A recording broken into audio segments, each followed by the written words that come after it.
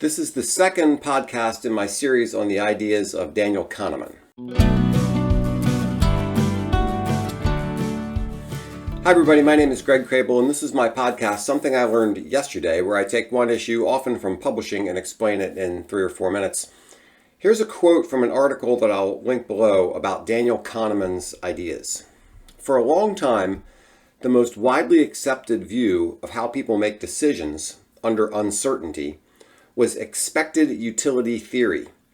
This theory imagines that people are totally rational, and when faced with a decision, they weigh the benefits and risks of each possible outcome, considering how likely each outcome is to happen. Now, I don't like the use of the word rational in this context, and I'll explain that later.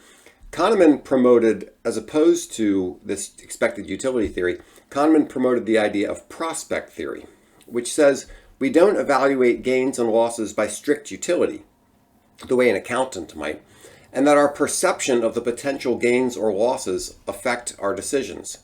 Part of this is that we're more afraid of loss than we are attracted by gain. Consider a homeowner who is wondering about buying insurance for a house that's worth $200,000. The insurance policy is priced at $2,000 per year, and it covers damages from a natural disaster that has a 1% chance of occurring each year. According to traditional economic theory, the expected loss from the disaster is 1% of $200,000, which is $2,000, which is also the cost of the insurance.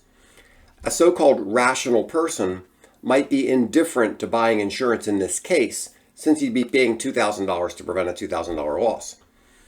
The problem with this analysis is that the typical homeowner is not an accountant at a huge corporation, where losing a house is just a number on a spreadsheet.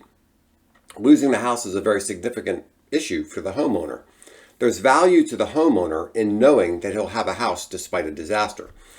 Prospect theory is similar to the idea of throwing good money after bad, or the sunk cost fallacy, which involves making decisions today based on money you spent yesterday. One of the central tenets of prospect theory is that losses loom larger than gains. This can cause people to continue investing in a losing proposition to avoid realizing a loss. The sunk cost fallacy is the tendency for people to continue in a course of action even when abandoning it would be more beneficial.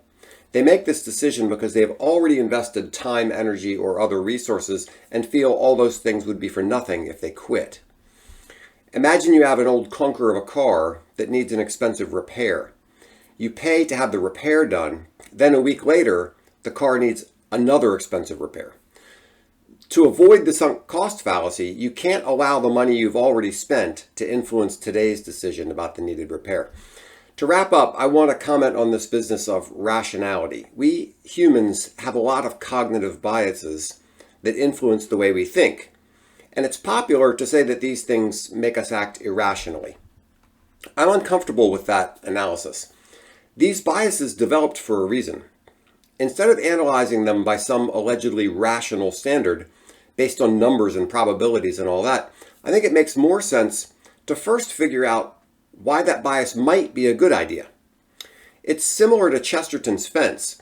If you find a fence in the woods, don't tear it down until you know why it was put there. I'm not suggesting that you should gleefully go around affirming cognitive biases and committing logical fallacies, far be it. But I think we need to tone down this rational versus irrational stuff and figure out whether some things might make sense in one context, even if they don't make sense in another context. For example, when evaluating the sunk cost fallacy, remember to consider the old saying, in for a penny, in for a pound. The tricky thing is to know when a particular model or mental framework applies and when it doesn't. Anyway, that's my thought for today. I hope that was helpful or at least interesting. If there's any way I can help you with your business, please give me a call. You'll see my contact information on the next screen. Thanks so much.